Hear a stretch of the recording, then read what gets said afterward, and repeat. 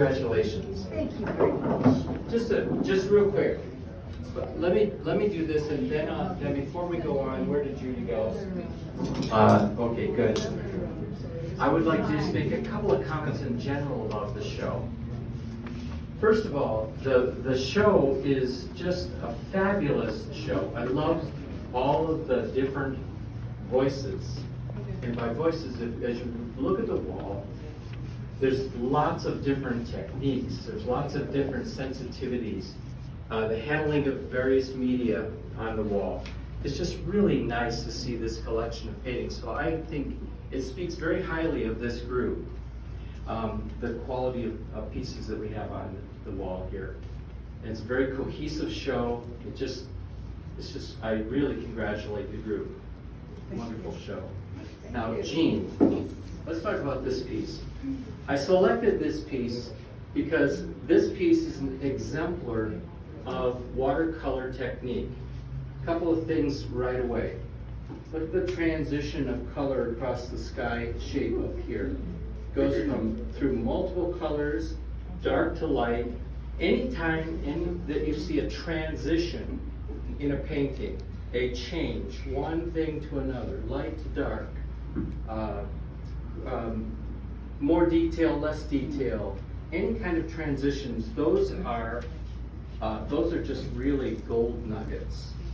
So when you see something like that, and then you see the way this artist, Jean, sorry, I'm talking about you like you're not here, these little staccato marks, and the way the washes are used, there's in a very watercolorly, sensitive way.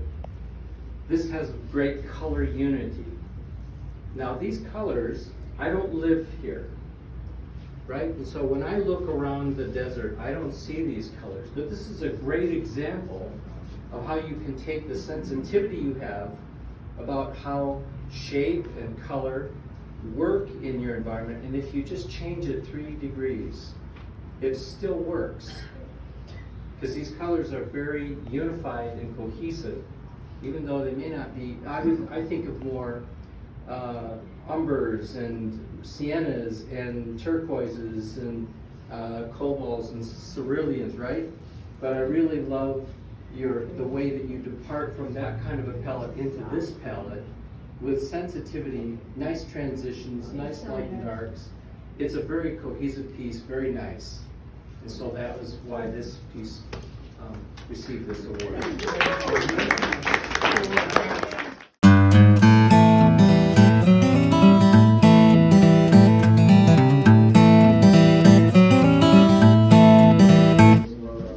This is Laura White for the coin purse. It's an honorable mention. Honorable mention.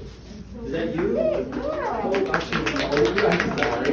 Here, I'll give this to you. Sorry, Laura. Oh, where's the camera? Oh, here it is. So this is another honorable mention, right? Yeah. So I love this piece because I'm going to use the word sensitive probably way too much tonight. I'm not going to apologize for that. No.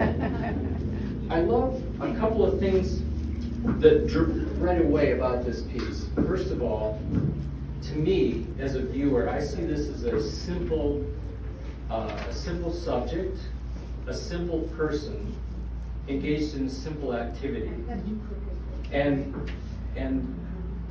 to think about capturing a simple activity, simple person, is sometimes not our first thought. We want the grandiose or the most evident subject.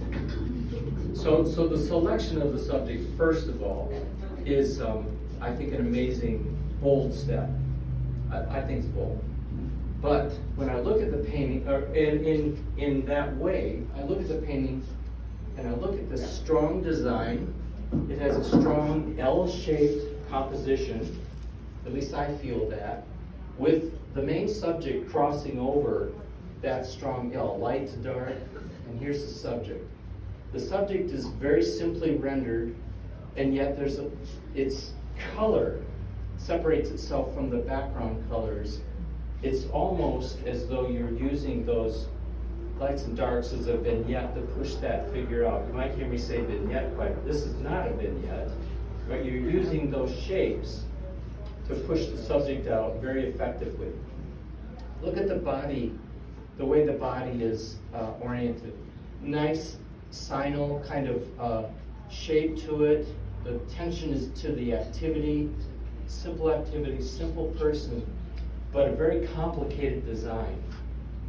Very intricate, maybe intricate is a better way to say that. Intricate design. It has great color harmony again. Neutrals, purples, reds, all of those colors are seen in the costume of the subject. And it's very honoring to the subject. I mean, I was taken by that. I just stood here looking at it, thinking, what a great way to honor a simple activity, a simple, I'm not saying simplistic, I'm just saying a simple lifestyle. But what an elegant statement. And that's why I gave that award.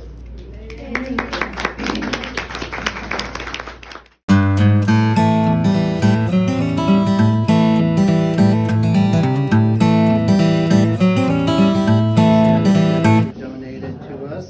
And the award winner of that is Melanie Campbell Carter for Sonoran Fantasy. Oh, very cool. Congratulations. Very nicely done. Here, let's get our picture. When I look at this piece, the first word that popped into my mind when I saw it was whimsy. Now whimsy, I don't know if whimsy is an overused word these days or not, but we use it in our home quite a bit. I like the whimsy of this. It's got elegant, it's got life and vitality to it. The shapes, the way you're handling the shapes are unexpected. They're, you say fantasy. I get the fantasy just from the way you're handling shapes. Color unity is like bulletproof. It's really strong. Lots of secondaries and lots of purples and greens, and the unity of color is just well done. But look at the design of the piece.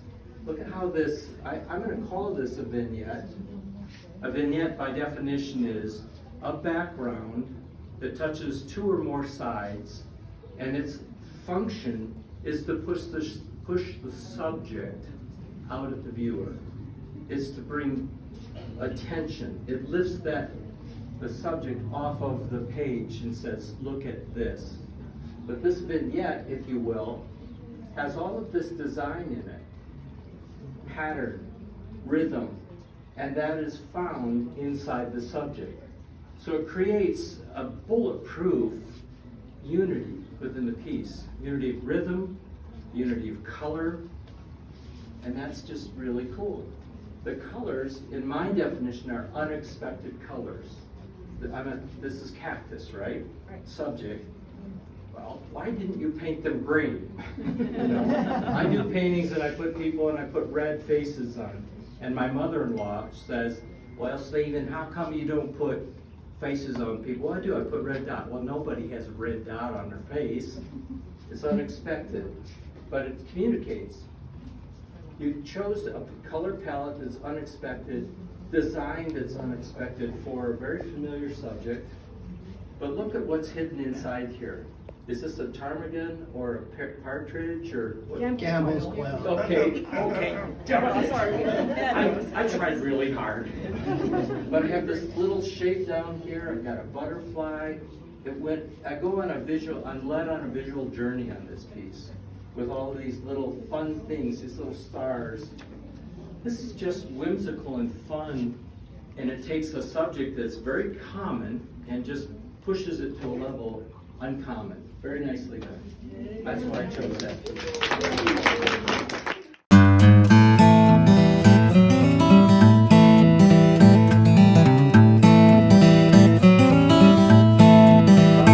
The reason why I chose this piece, meant for everyone else, this has very, very strong design. I've been probably abusing, help me, what's his name? My friend, Edgar Whitney. He's not my friend, but he is my friend. I've been using Edgar Whitney, quoting him for the last week. I quote him all the time. But he said that as artists, we're collectors of shapes. And that's a big quote, and I love that quote. But he also had a big thing for shape. And he would go around with his fingers up like this, going, Papa bear, Mama bear, baby bear. Make sure you get those 3 shapes in your paintings. When I look at this painting, first of all, I see very elegant and sensitive use of the watercolor medium. Very well handled, masterful. I see Mama bear, Papa bear, baby bear shapes. So that immediately clues me into strong design, strong sensitivity to design. And when I look at the execution of design, I see really good, strong movement that leads the eye. And I'm brought back with your verticals and horizontals, your diagonals, all bring me back. So I go on a visual journey with this painting. And that is a hard thing to pull off. You have to really be aware of that. You have to be skillful at that, and that's what I see in this piece. I love the sensitive use. There's that word again, sorry. He almost said the word sensitive 500 times. But the sensitive use of warms and cools, and grays, neutrals, and bright colors. It's a pleasure to look at because they're very well designed and organized. Nice job. So much. That's why I think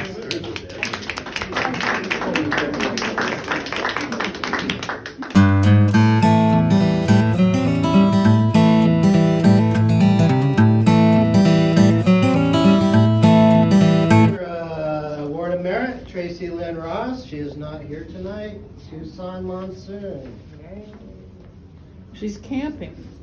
She's camping. She's camping. You want to hold it? Here, we'll both hold it. I'll mug for Tracy Lynn. Oh, can God. hold it. We can hold it. The man. Prettier than you are, but okay. Sorry.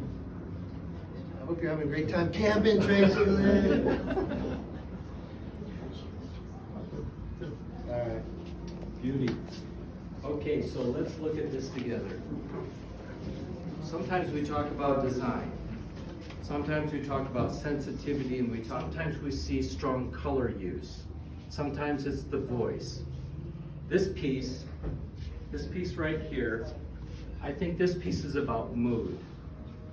Now, I live in the high desert. I don't know what they call this, but we live in the high desert in Colorado, and we see storms coming across the prairie all the time, and they're very evocative because I grew up in Michigan where there were trees. You could hardly ever see the storms coming, but in Colorado you could see and feel the air changes. This piece is just well designed and crafted in the way that she uses and integrates the fundamental shapes. There are like 3 fundamental shapes in this piece. There's the sky shape, the mountain shape, and the foreground shape. 3 fundamental shapes. Each shape is either a value statement or a detail statement, but there's something interesting in each shape. And look how she uses the cactus. Somebody help me. Saguaro. Saguaro. Look how she uses an iconic image in your part of the town. And she uses this iconic image to cross all 3 shapes. And what that does is that it acts as a unifying statement. It ties those shapes together. Now, and when you look at the foreground shape, we have this really nice pathway that leads us up into where the story is. And the story is about this coming storm. So add that light, the way she's using shape and devices to cross shapes to unify them, and then the mood. I think the word I would use for this piece is mood. It has a very sensitive integration of shape to produce that mood. This is a very skillfully constructed piece, and it's beautiful. It's just beautiful. And when I come up and I look at these shapes, they're very simply rendered. But when I stand back like this distance, they all just really shout at you. That's very difficult to do. Render something simple that makes an elegant, complicated, sophisticated statement. And so that's why I chose this piece. Love the mood. Excellent. Bravo.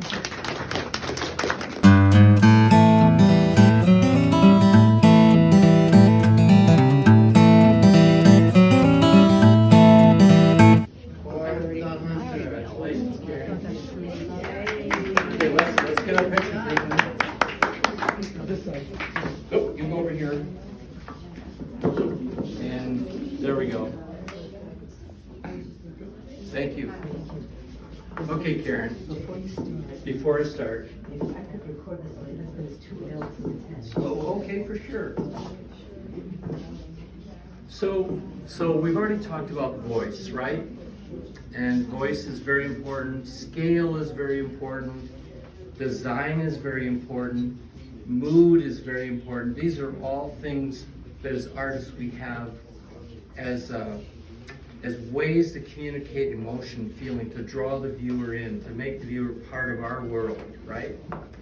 Now Karen is taking a subject that's not familiar to me, right? I'm assuming this is maybe regional. Well, you know what I'm trying to say. I don't see this in my everyday thing. So I don't understand conceptually what's going on here in terms of the cultural aspects of it.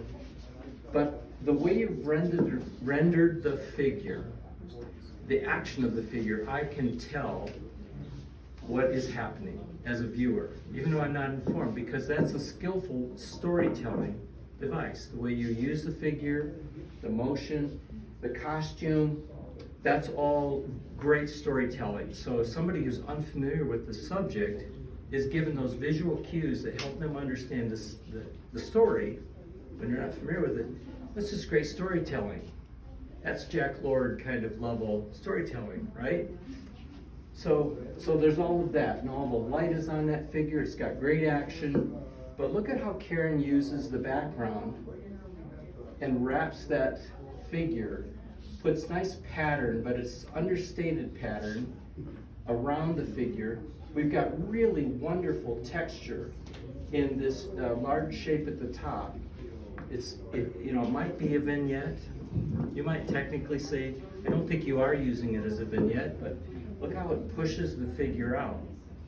It really establishes a visual hierarchy, doesn't it? It's not hard to tell what's important in this painting and what is supporting, what's a supporting shape. We've talked about shape. I rambled on about it today a little bit, didn't I? And I really beat it to death Monday or Tuesday and Wednesday. But we learned. But shape is everything. Shape is the building block, and then we put color, value on top of that, rhythm, texture. But if you don't have shape, you don't have anything. You don't have the structure of a painting to tell the story. Karen has very, very expertly built us a good structure, great structure, given us a great image to look at, rendered it with wonderful color use, great light, and when you put all that together, it just tells a really elegant, wonderful story. I would like to know how this story would be to somebody who connects to that culture. How they would connect to it. I connect to it, and I have so little information so well. That's why I chose that piece. Very nicely done.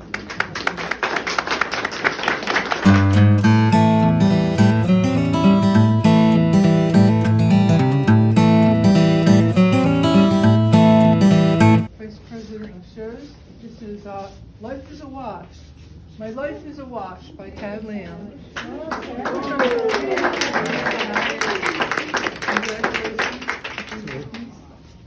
Let's get this picture so I can talk about this wonderful piece. Oh, but we're friends. Yeah.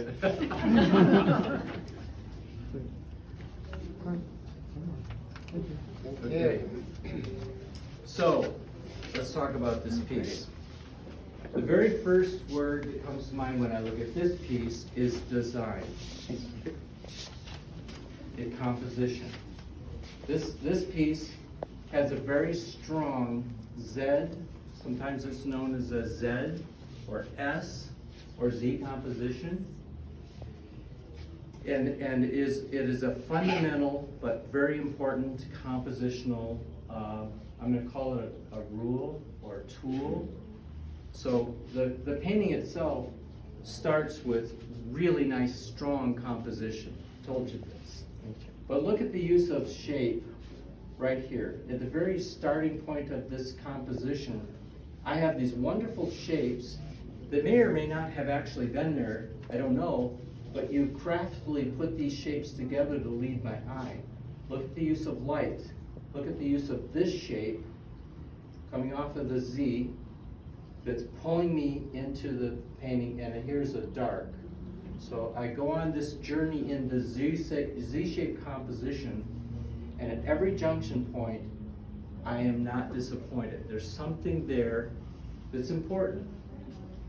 But what's really strong in this piece is the atmospheric perspective, the integration of shapes. Look at this shape and this shape, and look how this shape interlocks with that. We've talked about shape in the workshop. There are three things there are probably more, but I like to simplify life because I'm a very simple man. But when we talk about shape, there's three things that if we can do in a painting: interlock shapes, that's interlocking; overlay shapes, and I don't see there's an example of overlay right there. There's another example of overlay.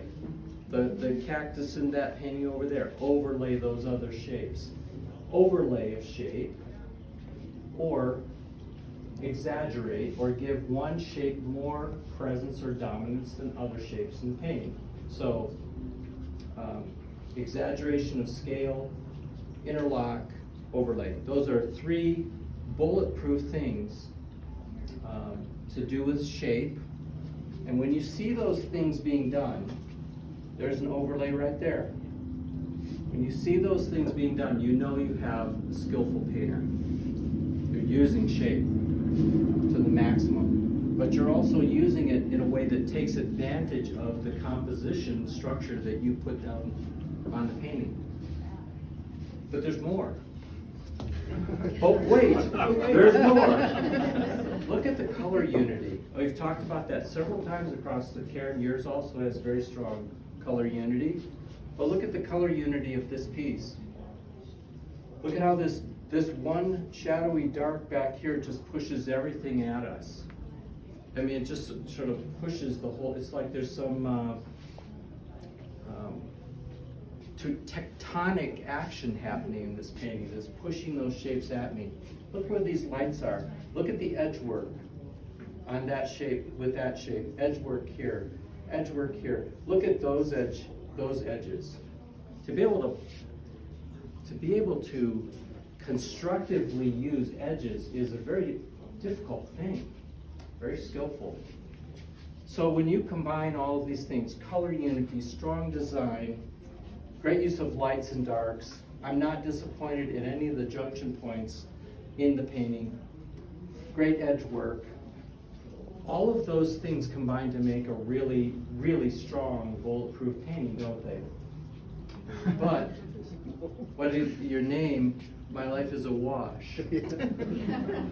I just love that. That's subtle, right? But he takes it. He names the painting something that connects to the visual, but also his life as a painter. Isn't that cool? So just think about all of the unity of ideas that are tied up in this one piece. That's why this is the best of show. When you get to 3, 4, 5, right? Any one of them by just 1 degree could pop up. But when you see a combination like this, you know, this is its day. This is the day when this piece is the best of show for those reasons. Peace? Peace. So great job.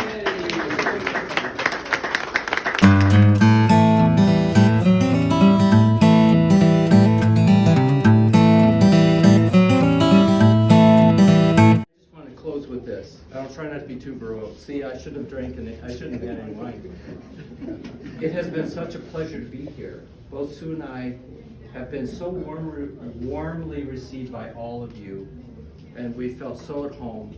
And we just want to say thank you. Thank you for giving us the privilege of being here, look at your work and jury your work, to engage this show that I know is so meaningful to you. But thank you so much for that privilege. We don't take it for granted at all. And thank you for your hospitality. Very nice. Very cool. It was truly a pleasure to have you with us. Thank you. Thank you. Yes. And, you know, I learned something, as I mentioned, and you'll read in other things, but I realized, some of you don't realize that these are cash awards for Best of Show in several of these. You don't hear that, you don't see it, but these folks just won award money for their talent. And so congratulations to all the winners, and thank you all for coming. What a wonderful evening. All right.